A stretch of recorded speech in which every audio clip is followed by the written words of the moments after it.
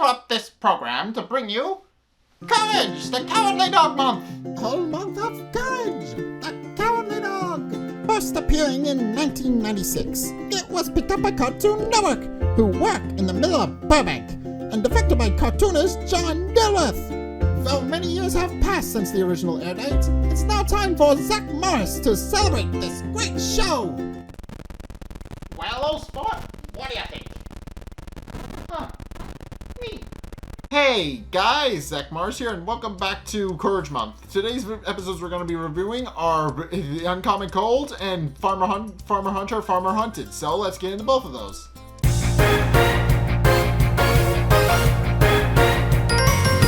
Okay, so this first episode, Uncommon Cold, is actually very interesting, and that's the Uncommon Cold is a magic thing that gets sent to Muriel. So it starts off with Muriel having the titular Uncommon Cold, and it is the worst cold she's had. She's sneezing and is barely able to keep herself together. It's gotten to the point where Courage has actually started anticipating where she's going to be, and has started carrying a chair behind her so that she when she sneezes she has something to land on. It also she's sneezing eggs in Eustace's face, which Eustace complains about at first, but then he just eats the eggs anyway, which I'll get to in a minute. But that does wind up being a relevant plot point later in the episode. But in any case, Muriel points out that she doesn't know where she got the cold or why it's so bad. And is apparent she's about to sneeze again. So Courage takes several tissues from the tissue box and makes a baseball glove out of them to try and catch the snot rocket. But then it's revealed that what the Uncommon Cold actually is, which is that it's a message sent by a group of slugs who are enslaved and need rescuing. And they actually sent a message via the Uncommon Cold so that they could actually potentially get somebody to find them and help them escape. So, and then also proceed to give it instructions on how to actually get to where they are, and they do it. And so Courage and Muriel actually get onto a raft and actually go swimming down a river into a bayou, where they actually eventually come across where the slugs are being held. And the reason they know this is because there's a bunch of what are later revealed to be snakeskin stuff with leaves just scattered all over the place. And they're all different statues, and Courage is a little scared at first because they look very scary because they look like dead snakes. They do very much look like dead snakes, but Muriel just reassures them that they're not real. So Courage decides to actually poke one to test that, and it winds up landing on top of him, which freaks him out. At which point one of the slugs shows up and it is erecting another statue, and he remarks that they didn't mean to scare him, and that they were just setting up the statues of their quote unquote leader. I'll get to that in a minute as well. But then the slug notes that Muriel has the cold that they sent, and swiftly invites them into their lair, with Muriel and Courage actually following behind.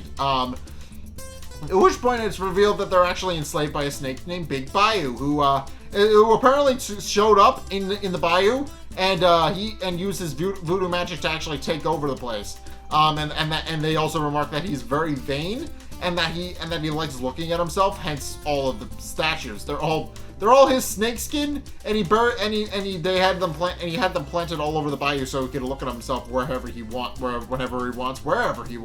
So. At which point Courage then asks if they can actually cure Muriel, but they respond that they can't, because they only stole the part of his spell book that actually enables them to give someone the Uncommon Cold. For the rest of that, they're going to need the actual spell book to actually free Muriel from her cold. And then also the spell book presumably also has a spell that can free them from their imprisonment. So Muriel initially leads the charge to actually go and get the spell book, but she's too sick to move, so she just kind of lays down and lays down for a quick nap, leaving Courage to be the one to save the day. So the slugs then proceed to put him in the general direction of where he's going, and Courage proceeds to leave their little cave thing that they're living in. And actually sneaks through some of the grass in the bayou until he comes across Big Bayou's house, which is in accordance with this whole I'm a very vain person who likes to look at myself. his house is a mimicry of his head.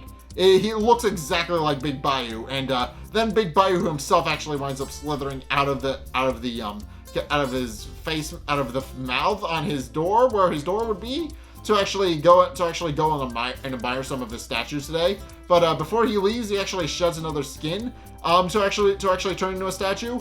Puts on his hat and then throws the snake skin on the pile to be made into a statue later. And then with that, he then proceeds to slither off. At which point, Courage, once Big Bayou is gone, actually takes the opportunity to actually go and sneak into his house and try to find the spell book, but quickly finds out that the front door is locked, and so he tries one of the windows, which are Big Bayou's eyes in this case. So he winds up checking one of the windows and does indeed find Big Bayou's spellbook lying on the bed. And realizing his arms actually can't reach, Courage then decides to use his tongue to actually grab the book that he needs. But he winds up screwing it up the first 2 times because he winds up grabbing a motivational book and another book I forget. But Courage is kind of annoyed that he got 2 books, and he doesn't have much time to actually get the book itself, because Big Bayou is coming back. He actually stops he actually stops to sit in a hot spring with some of his statues and admire them. But eventually Courage does manage to slip the book out of the house. He winds up breaking the window in the process, but he does manage to get the book and brings it back to where the slugs are being imprisoned. And by this point, Muriel has gained a nail file and also has progressively worsened. She was initially just very splashy and green looking, but now she's developed boils, and every time she sneezes, her head puffs up. So yeah, she's gotten progressively worse. But then the slugs have actually started keeping her a fair distance away. But then they notice that Courage actually has the spell book and urge Courage to actually free them. But the lead slug actually tells him to cure Muriel first before they actually get set free. So Courage actually starts looking through the spellbook to actually find how to cure the uncommon cold, and he eventually finds the ripped page that the slugs used to actually send it in the first place. And after reading through the instructions, he eventually discovers that it's literally just the chicken dance. He behaves like a chicken for minutes, which Courage and Muriel don't believe is working at first, but then Courage lays an egg, which is revealed to be the actual cure. So at which point he breaks the egg open, gives it to Muriel, and she drinks it and is fixed again and starts feeling like her old self. And now that Muriel is cured and happy, Courage can now focus on actually freeing the slugs. But before he can actually find the spell page that'll actually free the slugs, Big Bayou actually discovers that Courage had actually stolen his spell book, obviously because Courage very much broke the window. And proceeds to chase after Courage to try and get his spell book back. And Courage actually winds up escaping into the water using the spellbook as a boogie board, and also opens the book so that he can actually try and find a spell that can actually help him and save his skin. And does eventually land on a spell that'll enable him to control all of the various statues that are scattered all over the place, so that he can mind control them and use them to do his bidding. But then Big Bayou pops out of the water and tries to bite Courage, responding, as they say in the Bayou, which is literally just a pun. But Courage uses the book to shield himself, which causes Big Bayou's teeth to actually get stuck in it. And in an effort to try and shake the book off of himself, he accidentally activates the spell, which causes the various snake skins to actually come to life. And Courage takes this opportunity to actually take control of the snakes. He takes charge of the snake skins and tells them to attack Big Bayou, which winds up working, and Big Bayou winds up getting trampled and attacked while Courage gets the spellbook back. But as it turns out, he doesn't need it because Muriel actually used her nail file to free the slugs, with her remarking that she actually needs a new nail file in the process.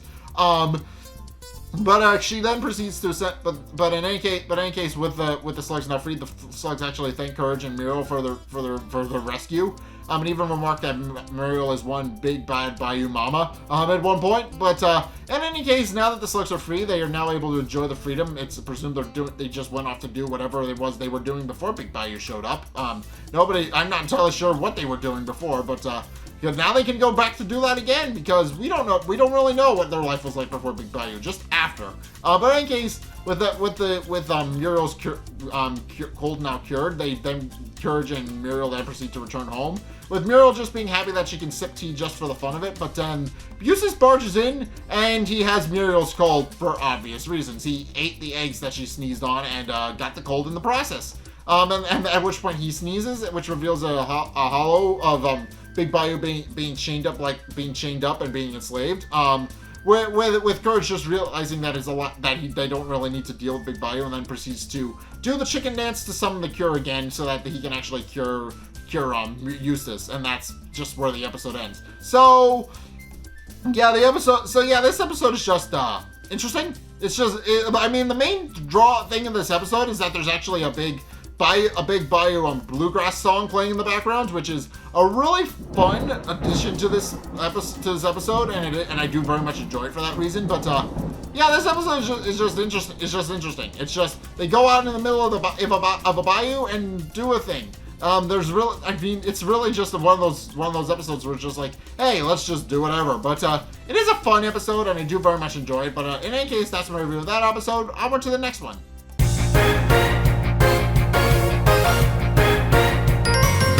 Okay, so this episode, Farmer Hunter, Farmer Hunted, can only be described as what I would call Eustace having a bit of a psychotic break. So, yeah, this episode kind of not only confirms a theory I had back in the Sandwell strikes that Horsebag might have been a terrible person when he was alive, and this episode just kind of outright confirms that. But this episode also showcases the fact that that Eustace is apparently carrying around some heavy baggage regarding his brother, and this episode kind of unpacks that somewhat. But again, as I said, it can only be really described as Eustace having a psychotic break. So the episode starts off with the Nowhere newsman introducing over the TV that the Nowhere hunting contest has begun. And the person who brings home the biggest deer will win a massive cash prize. At which point Eustace gets up and turns the TV off manually, and proceeds to storm out of the house, with Muriel and Courage just watching the whole thing and wondering what exactly is going on inside his head. At which point Eustace then proceeds to sit down on the front porch, and he's kind of upset. It's implied, it's later revealed why, but we don't know at the beginning. But he is just kind of upset and deep in thought. But then he kind of got away from the TV to kind of get away from the whole hunting contest thing. But he kind of can't, because then a plane with a banner advertising the hunting contest flies over the house, and he storms back into the house and proceeds to throw a fit on the floor. Long story short, he just throws a temper tantrum, with Muriel asking him what's the matter, and noting that he seems distressed. But Eustace doesn't really answer her, but instead he just draws two portraits on his shoes, one of himself and one of Horst, which and then proceeds to kind of carry out reenact a skit in his head, where he's asking his brother to go hunting with him, and his brother keeps telling him no, and then proceeds to stomp on his foot with the picture of himself on it, using the one with Horse picture on it. Long story short, Muriel is just really concerned for her husband and wonders what exactly is going through her head. And then, at which point we actually wind up getting a flashback where it's revealed that Horst not only would refuse to let Eustace go hunting with him, but would also call him useless instead of his actual name, Eustace. But which upset Eustace. And also this episode does finally confirm something I've been saying for a while, that Horst did indeed live in the house before Eustace, and also Horst apparently used to live with him. So yeah, but in any case, in the flashback we find out that the reason Horst wouldn't let Eustace go along with is because he couldn't handle his gun, Big Bob, which is just a straight up laser gun. Let's be perfectly honest, a straight up laser rifle that Horst uses to hunt things. And in any case, see that the Horse then proceeds to leave, and we then return back to the actual timeline where Eustace finally remembers that Horse had his old hunting gun, and using the knowledge from the flashback, he actually goes upstairs and goes rooting around in his stuff. We don't actually see any of that, but when Eustace comes back, he's dressed to the nines in hunting gear, and is carrying and has Big Bob slung under his shoulder, which freaks out both Eustace, freaks out both Muriel and Courage, and then Eustace proceeds to storm out of the house, claiming he's going to bag himself a big one. And Muriel doesn't hesitate in the slightest. She immediately sends Courage after Eustace so that he doesn't hurt himself, because obviously the Big Bob is a straight up laser gun. He is going to hurt himself, if not several other people in the process. And spoiler alert, he does. Because literally one of the first things he does upon going out and hiking in the woods with Courage is he accidentally shoots a branch, which causes two hunters to fall out of a tree and land on top of him. So yeah, it's like Muriel made the right call to send Courage after Eustace, since Eustace clearly isn't in his right mind. He's clearly very distressed and upset, and is clearly not in a position to actually go hunting, much less go hunting by himself. That's why Courage is there at all. In any case, during the night, while they're camping, Eustace is also once again going back through his flashback again, exclaiming that he's not useless while he's sleeping. He's kind of sleep mumbling to himself, and also kicking Courage in the face, who is trying to sleep but can't, because again, Eustace is picking him in the face, claiming that he's not useless, which causes Courage to kind of freak out a little bit. But in any case, Courage just kind of gets annoyed at Eustace for all of this. But then the next morning, Eustace is still very much asleep, and Courage actually spies a family of deer playing tag. And long story short, he winds up getting involved in the game of tag and decides to play with them. But then Eustace shows up with Big Bob and tries to shoot. And after looking at all the different deer, he eventually decides to shoot the dad of the deer, the buck. And he misses and winds up hitting Courage instead, and at which point the deer then proceed to flee deeper into the woods, with Eustace merely remarking that it was Courage's fault that he missed his shot, even though Courage didn't do anything. Courage was literally just there. He didn't move in the slightest. But in case, Eustace kind of gets mad at Courage and then proceeds to shove him headfirst into a tree, and then proceeds to go after the deer. Meanwhile, the deer are the buck is actually tired of running and decides to say, to quote his own words, "A deer's got to do what a deer's got to do," and proceeds to pull out his own hunting gun, which he then proceeds to chase Eustace with. And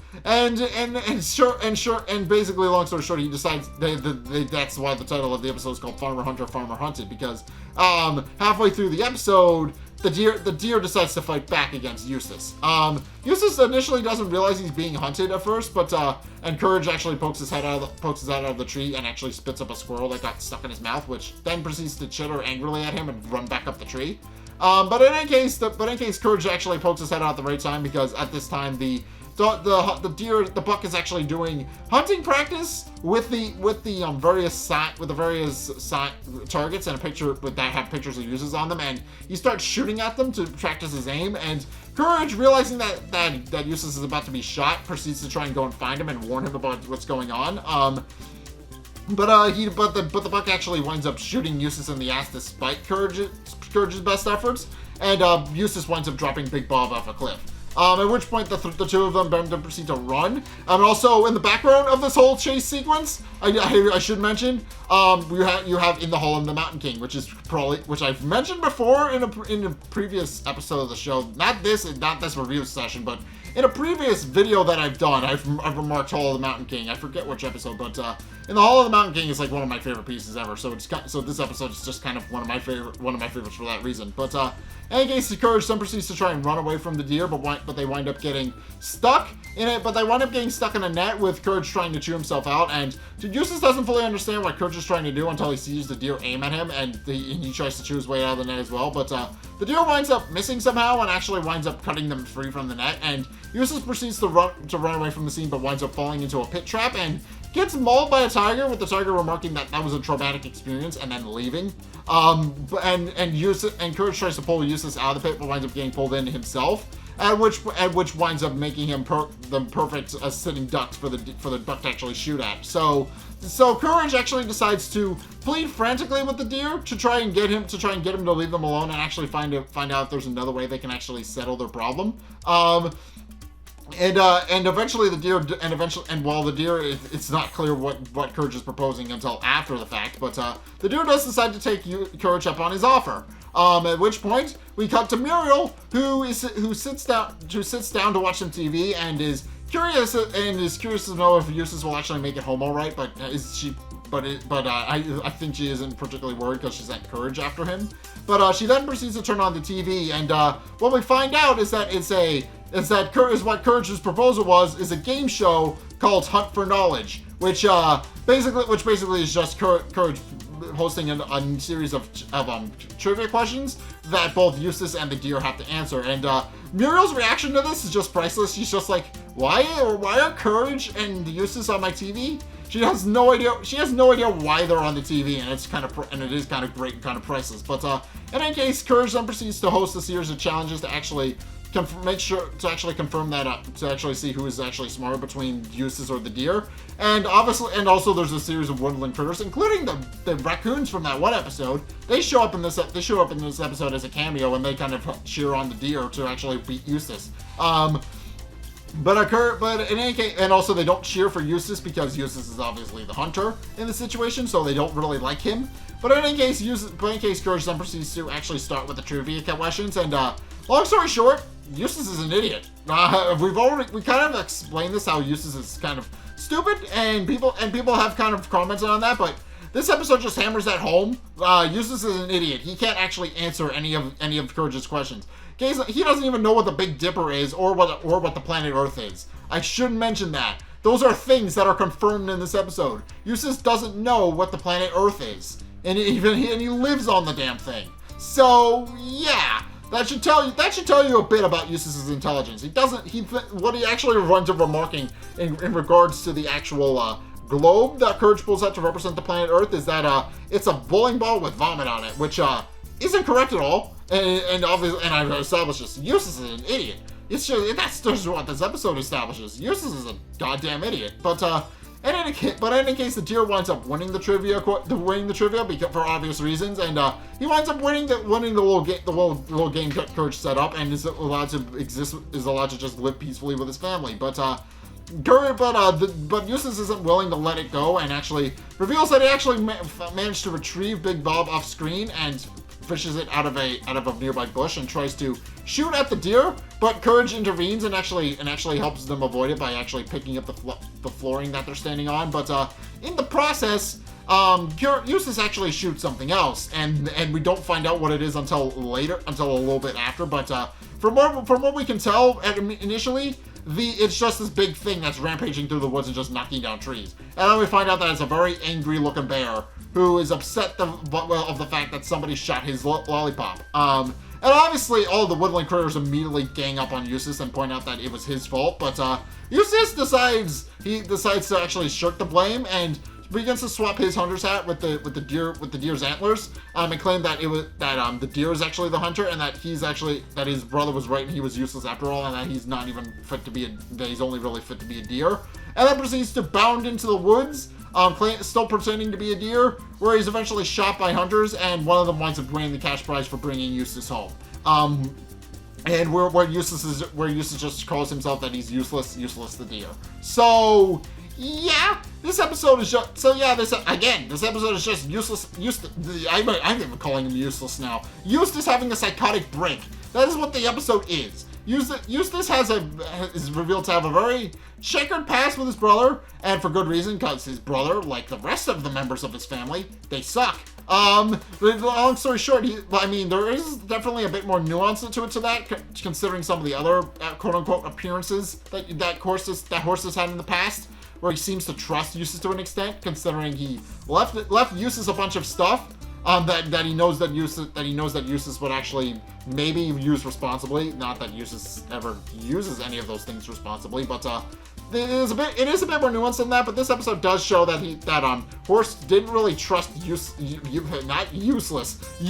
with several different things. He didn't let Eustace come hunting with him, and he didn't really let him leave the house for anything.